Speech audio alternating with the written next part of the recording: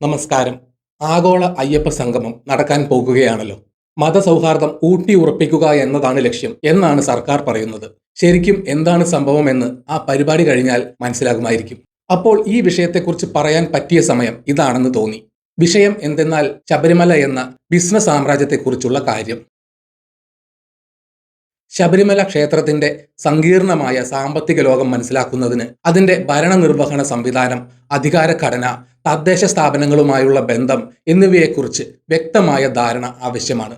Thiruvithamkoor Devaswom board എന്ന സ്വയംഭരണ സ്ഥാപനമാണ് ശബരിമലയുടെ ഭരണനിർവഹണത്തിന്റെ കേന്ദ്രബിന്ദു. ക്ഷേത്രത്തിലെ ദൈനംദിന പ്രവർത്തനങ്ങൾ, തീർത്ഥാടകർക്ക് ആവശ്യമായ സൗകര്യങ്ങൾ, വരുമാന വിനിയോഗം എന്നിവയെല്ലാം ഈ ബോർഡിന്റെ മേൽനോട്ടത്തിലാണ് നടക്കുന്നത്. 1950 തിരുവിതാംകൂർ ദേവസ്വം ബോർഡ് രൂപീകൃതമായത്. തിരുവിതാംകൂർ കൊച്ചി ഹിന്ദുമത സ്ഥാപന നിയമം 1950 പ്രകാരം നിലവിൽ വന്ന ഈ ബോർഡ് കേരളത്തിലെ ഏകദേശം 1252 ക്ഷേത്രങ്ങളുടെ ഭരണ ചുമതല നിർവഹിക്കുന്നു. ഈ നിയമപ്രകാരം ദേവസ്വം ബോർഡിൽ 3 ഹിന്ദു അംഗങ്ങളാണ് ഉള്ളത്. ഒരു പ്രസിഡന്റും 2 അംഗങ്ങളും. ഇതിൽ ഒരു സ്ത്രീയും പട്ടികജാതി പട്ടികവർഗ വിഭാഗത്തിൽ നിന്നുള്ള ഒരാളും ഉൾപ്പെടണമെന്നുണ്ട്. ഈ 3 അംഗങ്ങളെയും മന്ത്രിസഭയിലെ ഹിന്ദു അംഗങ്ങളാണ് തിരഞ്ഞെടുക്കുന്നത്. അംഗങ്ങളുടെ കാലാവധി 3 വർഷമാണ്. ബോർഡ് അംഗങ്ങൾ ഹിന്ദുമത വിശ്വാസികളായിരിക്കണം. രാഷ്ട്രീയത്തിൽ സജീവമായി പ്രവർത്തിക്കുന്നവർ ആയിരിക്കരുത് എന്ന് ഹൈക്കോടതി നിർദ്ദേശിച്ചിട്ടുണ്ട്. ദേവസ്വം ബോർഡിന്റെ പ്രധാന ഉത്തരവാദിത്തങ്ങളിൽ ഉൾപ്പെടുന്നത് തീർത്ഥാടകരുടെ ക്ഷേമം ഉറപ്പാക്കുക, ക്ഷേത്രങ്ങളുടെ സ്വത്തുക്കൾ പരിപാലിക്കുക, ജീവനക്കാരുടെ ക്ഷേമം ശ്രദ്ധിക്കുക, പൂജാ സാധനങ്ങൾ വാങ്ങുക, കോടതികളിൽ ക്ഷേത്രത്തെ പ്രതിനിധീകരിക്കുക എന്നിവയാണ്. എന്നാൽ ബോർഡിന്റെ സാമ്പത്തിക സ്ഥിതി വിശകലനം ചെയ്യുമ്പോൾ ശബരിമലയുടെ പ്രാധാന്യം എത്ര വലുതാണെന്ന് വ്യക്തമാകും. തിരുവിതാംകൂർ ദേവസ്വം ബോർഡിന്റെ ഏറ്റവും വലിയ വരുമാന സ്രോതസ് ശബരിമലയാണ്. 2023-24 സീസണിലെ വരുമാനം 357.47 കോടി രൂപയായിരുന്നു. എന്നാൽ മറ്റു ക്ഷേത്രങ്ങളിൽ നിന്നുള്ള വരുമാനം താരതമ്യേന വളരെ കുറവാണ്. ലഭ്യമായ ഒരു കണക്കനുസരിച്ച് മുൻ വർഷം ശബരിമലയിൽ നിന്ന് 255 കോടി വരുമാനം ലഭിച്ചപ്പോൾ ബോർഡിന്റെ മറ്റു ക്ഷേത്രങ്ങളിൽ നിന്നുള്ള ആകെ വരുമാനം 57 കോടി മാത്രമായിരുന്നു. ഇത് വ്യക്തമാക്കുന്നത് ശബരിമലയിലെ വരുമാനത്തെ ആശ്രയിച്ചാണ് തിരുവിതാംകൂർ ദേവസ്വം ബോർഡിന് കീഴിലുള്ള 100 കണക്കിന് ചെറിയ ക്ഷേത്രങ്ങൾ പ്രവർത്തിക്കുന്നത് എന്നാണ്.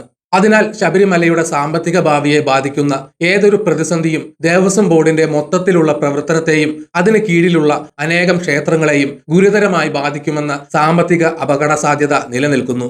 ശബരിമലയുടെ ഭരണം തിരുവിതാംകൂർ ദേവസ്വം ബോർഡിന്റെ ചുമതലയിലാണെങ്കിലും ആചാരപരമായ കാര്യങ്ങളിൽ പരമ്പരാഗതമായ ചില അധികാരങ്ങൾ ഇപ്പോഴും നിലനിൽക്കുന്നുണ്ട്. പന്തളം രാജകുടുംബവും താഴ്മൺ മഠം തന്ത്രി കുടുംബവുമാണ് ഈ അധികാര ഘടനയിലെ പ്രധാനികൾ. ശബരിമല ക്ഷേത്രത്തിലെ പ്രധാന പ്രതിഷ്ഠയായ അയ്യപ്പന്റെ ഐതിഹ്യം പന്തളം കൊട്ടാരവുമായി ബന്ധപ്പെട്ടിരിക്കുന്നു. അതിനാൽ അയ്യപ്പന്റെ തിരുവാഭരണങ്ങൾ ഇപ്പോഴും പന്തളം കൊട്ടാരത്തിന്റെ കസ്റ്റഡിയിലാണ്. എല്ലാ വർഷവും ഉത്സവത്തിന് മുന്നോടിയായി ഈ ആഭരണങ്ങൾ ഘോഷയാത്രയായി ശബരിമലയിലേക്ക് കൊണ്ടുപോകുന്നു. കൂടാതെ ഉത്സവത്തിന് ശേഷം ക്ഷേത്രനട അടയ്ക്കുന്നതിന് മുന്നോടിയായി മേൽശാന്തി ക്ഷേത്രത്തിന്റെ താക്കോൽ താഴ്മൺ മഠം തന്ത്രി വഴി പന്തളം കൊട്ടാരത്തിലെ ഒരു അംഗത്തെ ഏൽപ്പിക്കുന്നു എന്ന ആചാരവും നിലവിലുണ്ട്. താഴ്മൺ മഠം കുടുംബത്തിലെ അംഗങ്ങളാണ് തലമുറകളായി ശബരിമല ക്ഷേത്രത്തിലെ തന്ത്രി പദവി അലങ്കരിക്കുന്നത്. ആചാരപരമായ കാര്യങ്ങളിൽ തന്ത്രിക്ക് പരമോന്നത അധികാരമുണ്ട്. ഉദാഹരണത്തിന് യുവതീ പ്രവേശവുമായി ബന്ധപ്പെട്ട സുപ്രീം കോടതി വിധി വന്നപ്പോൾ തന്ത്രി കുടുംബം ഈ വിഷയത്തിൽ ശക്തമായ നിലപാടെടുത്തിരുന്നു. ഈ പരമ്പരാഗതവും ആചാരപരവുമായ അധികാരങ്ങൾ ദേവസ്വം ബോർഡിന്റെ ഭരണപരമായ അധികാരങ്ങളുമായി ചിലപ്പോൾ സംഘർഷങ്ങൾക്ക് വഴിയൊരുക്കാറുണ്ട്. ക്ഷേത്രഭരണം, വരുമാന വിനിയോഗം, ആചാരപരമായ കാര്യങ്ങൾ തുടങ്ങിയ വിഷയങ്ങളിൽ ഈ അധികാര ഘടനയിലുള്ള വ്യക്തതയില്ലായ്മ ക്ഷേത്രത്തിന്റെ സുഗമമായ നടത്തിപ്പിന് ചിലപ്പോൾ വെല്ലുവിളിയായി മാറാറുണ്ട്. ഈ സ്ഥിതിവിശേഷം മതപരവും സാമ്പത്തികവുമായ താൽപ്പര്യങ്ങൾ തമ്മിലുള്ള സൂക്ഷ്മമായ സംഘർഷത്തെയാണ് സൂചിപ്പിക്കുന്നത്. ശബരിമല തീർത്ഥാടനം ഒരു വലിയ സാമ്പത്തിക പ്രക്രിയയാണ്. ലക്ഷക്കണക്കിന് ഭക്തർ ക്ഷേത്രത്തിലെത്തുന്ന ഓരോ സീസണിലും കോടിക്കണക്കിന് രൂപയുടെ വരുമാനമാണ് ഉണ്ടാകുന്നത്. ഈ വരുമാനം വിവിധ സ്രോതസ്സുകളിൽ നിന്നാണ് ക്ഷേത്രത്തിന് ലഭിക്കുന്നത്. ശബരിമല ക്ഷേത്രത്തിന്റെ വരുമാനം പ്രധാനമായും 3 മാർഗങ്ങളിലൂടെയാണ്. ഇതിൽ ഏറ്റവും വലുത് പ്രസാദം വിറ്റഴിക്കുന്നതിലൂടെ ലഭിക്കുന്ന വരുമാനമാണ്. ശബരിമല ക്ഷേത്രത്തിലെ ഏറ്റവും വലിയ വരുമാന സ്രോതസ്സാണ് അരവണ പായസം. അരി, ശർക്കര, നെയ്യ് എന്നിവ ഉപയോഗിച്ച് നിർമ്മിക്കുന്ന ഈ പ്രസാദം തീർത്ഥാടകർ വലിയ അളവിൽ വാങ്ങിക്കൊണ്ടു പോകുന്നു. 2023-24 മണ്ഡല മകരവിളക്ക് സീസണിൽ മാത്രം അരവണ വിൽപ്പനയിലൂടെ 146.99 കോടി രൂപ വരുമാനം ലഭിച്ചു. 2024-25 സീസണിൽ ഇത് 192 കോടിയായി വർദ്ധിച്ചു. അരി, പഴം, നെയ്യ് എന്നിവ ഉപയോഗിച്ചുണ്ടാക്കുന്ന മറ്റൊരു പ്രധാന പ്രസാദമാണ് അപ്പം. 2023-24 സീസണിൽ ഇതിൽ നിന്ന് 17.77 കോടി രൂപ വരുമാനം ലഭിച്ചു. ഭണ്ഡാരങ്ങളിലുള്ള പണവും സ്വർണം, വെള്ളി തുടങ്ങിയ മറ്റു വസ്തുക്കളും കാണിക്കയായി ലഭിക്കുന്നു. ശബരിമലയിലെ കാണിക്ക എണ്ണുന്നത് വളരെ ദിവസങ്ങൾ നീണ്ടു നിൽക്കുന്ന ഒരു പ്രക്രിയയാണ്. ഒരു സീസണിൽ കാണിക്ക ഇനത്തിൽ മാത്രം 126 കോടി രൂപ വരെ വരുമാനം ലഭിച്ചിട്ടുണ്ട്. ഈ പ്രധാന വരുമാന സ്രോതസ്സുകൾക്ക് പുറമെ മുറി വാടക, അഭിഷേകം, ഓൺലൈൻ വഴിയിലുള്ള വഴിപാടുകൾ തുടങ്ങിയവയിൽ നിന്നും ചെറിയ തോതിലുള്ള വരുമാനവും ക്ഷേത്രത്തിന് ലഭിക്കുന്നു. ശബരിമലയിലെ വരുമാനം തീർത്ഥാടകരുടെ എണ്ണവുമായി നേരിട്ട് ബന്ധപ്പെട്ടിരിക്കുന്നു. തീർത്ഥാടകരുടെ എണ്ണത്തിൽ ഉണ്ടാകുന്ന വർധനവ് വരുമാനത്തിലും പ്രതിഫലിക്കുന്നു. ഉദാഹരണത്തിന് 2023-24 സീസണിൽ തീർത്ഥാടകരുടെ എണ്ണം ഏകദേശം 50 ലക്ഷമായിരുന്നു. അതേസമയം 2024-25 സീസണിൽ ഇത് ഏകദേശം 53 ലക്ഷമായി ഉയർന്നു. ഇതനുസരിച്ച് വരുമാനത്തിലും വൻ വർധനവുണ്ടായി. കോവിഡ് മഹാമാരിക്ക് ശേഷം നിയന്ത്രണങ്ങൾ നീക്കിയതോടെ തീർത്ഥാടകരുടെ എണ്ണത്തിൽ വൻ വർധനവുണ്ടാവുകയും ഇത് വരുമാനത്തിൽ റെക്കോർഡ് വളർച്ച രേഖപ്പെടുത്താൻ കാരണമാവുകയും ചെയ്തു. ഈ വിവരങ്ങൾ വ്യക്തമാക്കുന്നത് ശബരിമല തീർത്ഥാടനം ഒരു മതപരമായ ചടങ്ങ് മാത്രമല്ല, കൃത്യമായി അളക്കാനും പ്രവചിക്കാനും കഴിയുന്ന ഒരു വലിയ സാമ്പത്തിക ഇടപാട് കൂടിയാണ്. ക്ഷേത്ര വരുമാനത്തിന്റെ ഭാവിയും വികസനവും പൂർണ്ണമായും തീർത്ഥാടകരുടെ ഒഴുക്കിനെ ആശ്രയിച്ചിരിക്കുന്നു. ശബരിമലയിലെ വരുമാനത്തെക്കുറിച്ചുള്ള ചർച്ചകളിൽ പലപ്പോഴും ഉയർന്നു വരുന്ന പ്രധാന ആരോപണം ക്ഷേത്രത്തിലെ വരുമാനം സർക്കാർ സ്വന്തം ആവശ്യങ്ങൾക്കായി ഉപയോഗിക്കുന്നു എന്നതാണ്. ഈ വിഷയത്തിൽ രാഷ്ട്രീയപരമായ പ്രചാരണങ്ങളും വസ്തുതകളും തമ്മിൽ വലിയ അന്തരമുണ്ട്. ശബരിമലയിൽ നിന്ന് ലഭിക്കുന്ന വരുമാനം ദേവസ്വം ബോർഡിന്റെ ഭരണ ചുമതലയിലുള്ള മറ്റു ക്ഷേത്രങ്ങളുടെ ദൈനംദിന നടത്തിപ്പിനും ജീവനക്കാരുടെ ശമ്പളം നൽകുന്നതിനും വേണ്ടിയാണ് പ്രധാനമായും ഉപയോഗിക്കുന്നത്. ദേവസ്വം ബോർഡ് പരിപാലിക്കുന്ന 1252-ലധികം ക്ഷേത്രങ്ങളിൽ ഭൂരിഭാഗത്തിനും സ്വന്തമായി വലിയ വരുമാനമില്ല.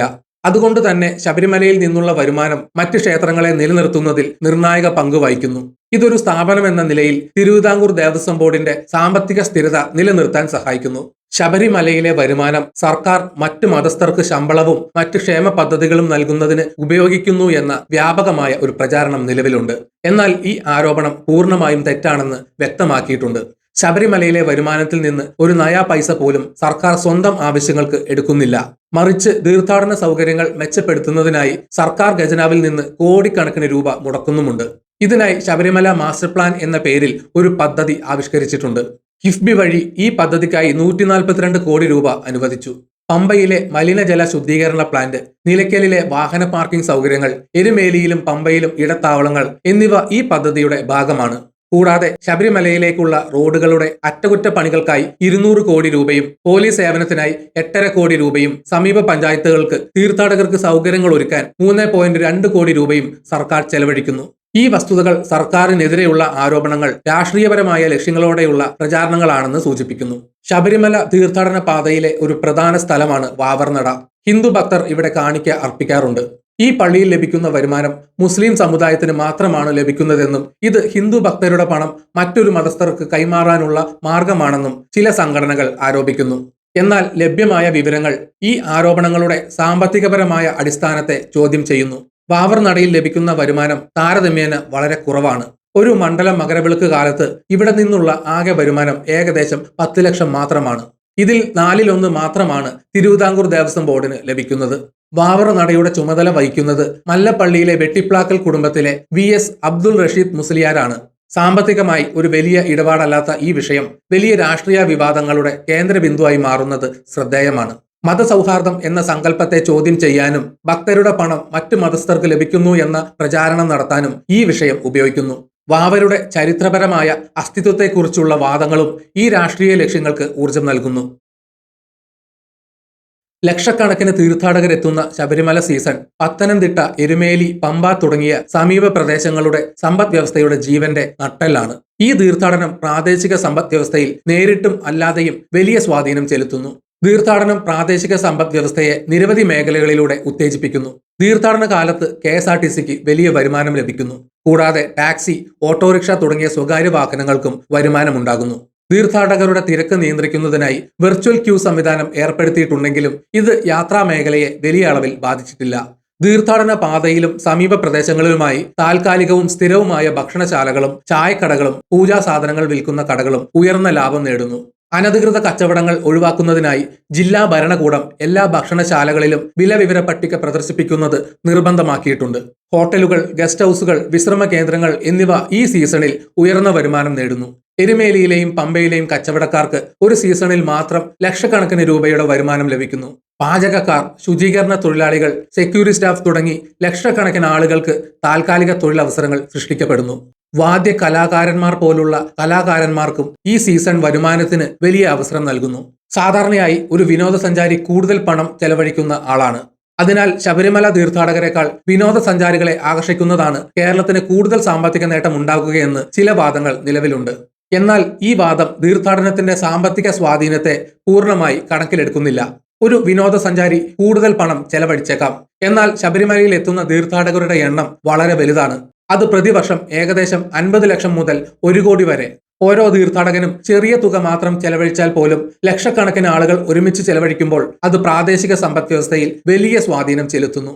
ഈ കൂട്ടായ സാമ്പത്തിക പ്രവാഹം പ്രാദേശിക വ്യാപാര സ്ഥാപനങ്ങൾക്കും തൊഴിലാളികൾക്കും വലിയൊരു എക്കണോമിക് മെഷീനറിയായി പ്രവർത്തിക്കുന്നു. അതിനാൽ ശബരിമല തീർത്ഥാടനം ഒരു വലിയ സാമ്പത്തിക പ്രക്രിയയാണ്. വിനോദസഞ്ചാര മേഖലയുമായി അതിനെ താരതമ്യം ചെയ്യുന്നത് ശരിയായ സമീപനമല്ല. ഒരു വലിയ സാമ്പത്തിക സ്ഥാപനം എന്ന നിലയിൽ ശബരിമലയ്ക്ക് നിരവധി വെല്ലുവിളികളുണ്ട്. സാമ്പത്തിക ക്രമക്കേടുകൾ, തിരക്ക് നിയന്ത്രിക്കുന്നതിനുള്ള ബുദ്ധിമുട്ടുകൾ, പരിസ്ഥിതി പ്രശ്നങ്ങൾ എന്നിവ ഇതിൽ പ്രധാനമാണ്. ഈ വെല്ലുവിളികളെ നേരിടാൻ ആധുനിക ഭരണ സംവിധാനങ്ങളും സാങ്കേതിക വിദ്യകളും ഉപയോഗിക്കാൻ ശ്രമങ്ങൾ നടക്കുന്നു. തിരുവിതാംകൂർ ദേവസ്വം ബോർഡിന്റെ സാമ്പത്തിക ഇടപാടുകളിൽ ഗുരുതരമായ ക്രമക്കേടുകൾ കണ്ടെത്തിയതിനെ തുടർന്ന് കേരള ഹൈക്കോടതി വിഷയത്തിൽ ഇടപെട്ടു. നിലയ്ക്കലിലെ സ്വാമി അയ്യപ്പ ഫ്യൂവൽസ് എന്ന പെട്രോൾ പമ്പിൽ 40 ലക്ഷം രൂപയുടെ ക്രമക്കേട് കണ്ടെത്തിയിരുന്നു. രേഖകളുടെ അഭാവം, വരുമാനം ദിവസവും ബാങ്കിൽ അടയ്ക്കുന്നതിലെ കാലതാമസം തുടങ്ങിയവയാണ് ക്രമക്കേടുകൾക്ക് കാരണമായതായി ഹൈക്കോടതി കണ്ടെത്തിയത്. ഇതിനെ തുടർന്ന് തിരുവിതാംകൂർ ദേവസ്വം ബോർഡിന്റെ എല്ലാ സ്ഥാപനങ്ങളിലെയും സാമ്പത്തിക ഇടപാടുകൾ പൂർണ്ണമായും ഡിജിറ്റലൈസ് ചെയ്യാനും ടൈംലി ഓഡിറ്റിംഗ് ഉറപ്പാക്കാനും കോടതി ഉത്തരവിട്ടു. സുതാര്യമായ ഭരണത്തിലൂടെ വരുമാനം വർദ്ധിപ്പിക്കാൻ കഴിയുമെന്ന് കോടതി ചൂണ്ടിക്കാട്ടി. ഒരു വൻകിട സാമ്പത്തിക സ്ഥാപനം എന്ന നിലയിൽ തിരുവിതാംകൂർ ദേവസ്വം ബോർഡിന് ഇപ്പോഴും ആധുനിക സാമ്പത്തിക മാനേജ്മെന്റ് സംവിധാനങ്ങൾ ഇല്ലെന്ന് ഈ സംഭവം വ്യക്തമാക്കുന്നു. ഡിജിറ്റലൈസേഷൻ നടപ്പിലാക്കുന്നത് സാമ്പത്തിക ക്രമക്കേടുകൾ തടയുന്നതിനും വരുമാനം വർദ്ധിപ്പിക്കുന്നതിനും പൊതുജനങ്ങളുടെ വിശ്വാസം വർദ്ധിപ്പിക്കുന്നതിനും അത്യന്താപേക്ഷിതമാണ്. എല്ലാ വർഷവും വർദ്ധിച്ചു വരുന്ന തീർത്ഥാടകരുടെ തിരക്ക് ഫലപ്രദമായി നിയന്ത്രിക്കുക എന്നത് ശബരിമലയുടെ ഭരണ സംവിധാനം നേരിടുന്ന ഒരു വലിയ വെല്ലുവിളിയാണ്. ഇത് പരിഹരിക്കുന്നതിനായി കേരള പോലീസ് ഒരു ഡിജിറ്റൽ സംവിധാനം രൂപീകരിച്ചു, ശബരിമല പിൽഗ്രിം മാനേജ്മെന്റ് സിസ്റ്റം. ഈ സംവിധാനം വെർച്വൽ ക്യൂ വഴി ദർശന സമയം മുൻകൂട്ടി ബുക്ക് ചെയ്യാൻ തീർത്ഥാടകരെ സഹായിക്കുന്നു. ഈ സംവിധാനം വഴി തീർത്ഥാടകരുടെ കാത്തിരിപ്പ് സമയം ഗണ്യമായി കുറയ്ക്കാൻ സാധിച്ചു. മാത്രമല്ല, തീവ്രവാദ ഭീഷണികൾ ഉൾപ്പെടെ തിരിച്ചറിയാൻ സഹായിക്കുന്ന ഒരു ഡാറ്റാബേസ് നിർമ്മിക്കാനും ഇത് സഹായിക്കുന്നു. ശബരിമല തീർത്ഥാടനം ഒരു പുരാതന ആചാരമാണെങ്കിലും അതിന്റെ നടത്തിപ്പിൽ ആധുനിക സാങ്കേതിക വിദ്യകൾക്ക് വലിയ പങ്ക് വഹിക്കുന്നുണ്ട്. ഇത് തീർത്ഥാടകർക്ക് കൂടുതൽ സുരക്ഷയും സൗകര്യവും നൽകുന്നതിനൊപ്പം ഭാവിയിലെ തീർത്ഥാടന വ്യവസായത്തിന്റെ ഒരു പ്രധാന സവിശേഷതയായി മാറുമെന്നും വിലയിരുത്തപ്പെടുന്നു. ശബരിമല ഒരു നിബിഡ വനത്തിനുള്ളിലാണ് സ്ഥിതി ചെയ്യുന്നത്. വർഷം തോറും ലക്ഷക്കണക്കിന് ആളുകൾ വരുന്നത് പരിസ്ഥിതിക്ക് വലിയ ആഘാതമുണ്ടാക്കുന്നുണ്ട്. പ്ലാസ്റ്റിക് മാലിന്യങ്ങൾ, ശബ്ദ മലിനീകരണം, മലിനജലത്തിന്റെ ഒഴുക്ക് എന്നിവ പരിസ്ഥിതി പ്രവർത്തകർ ഉന്നയിക്കുന്ന പ്രധാന പ്രശ്നങ്ങളാണ്. ഈ വെല്ലുവിളികളെ നേരിടാൻ സർക്കാർ ഒരു മാസ്റ്റർ പ്ലാൻ രൂപീകരിച്ച് വികസന പ്രവർത്തനങ്ങൾ നടത്തുന്നു. ഈ പദ്ധതിയുടെ പ്രധാന ലക്ഷ്യങ്ങൾ പരിസ്ഥിതിയെ സംരക്ഷിച്ചുകൊണ്ട് തീർത്ഥാടകർക്ക് കൂടുതൽ സൗകര്യങ്ങൾ ഒരുക്കുക എന്നതാണ്. പമ്പ നദിയിലെ മലിനീകരണം തടയുന്നതിനുള്ള മലിനജല ശുദ്ധീകരണ പ്ലാന്റുകൾ, വാഹന ഗതാഗത മാനേജ്മെന്റ്, ബേസ് ക്യാമ്പുകളുടെ വികസനം എന്നിവ ഇതിൽ ഉൾപ്പെടുന്നു. ശബരിമലയെ ഒരു ക്ഷേത്രം എന്നതിലുപരി ഒരു വലിയ സാമ്പത്തിക സ്ഥാപനമായി കണക്കാക്കണം. ഇതിന്റെ സാമ്പത്തിക അടിത്തറ പ്രധാനമായും തീർത്ഥാടകരുടെ സംഭാവനകളെയും പ്രസാദം വിൽപ്പനയെയും ആശ്രയിച്ചാണ്. വരുമാന വളർച്ച തീർത്ഥാടകരുടെ എണ്ണവുമായി നേരിട്ട് ബന്ധപ്പെട്ടിരിക്കുന്നു. ഈ വലിയ സാമ്പത്തിക ഇടപാടിന്റെ ഭരണനിർവഹണം തിരുവിതാംകൂർ ദേവസ്വം ബോർഡിന്റെ ചുമതലയാണെങ്കിലും ഇതിന് ചില പരിമിതികളും വെല്ലുവിളികളുമുണ്ട്.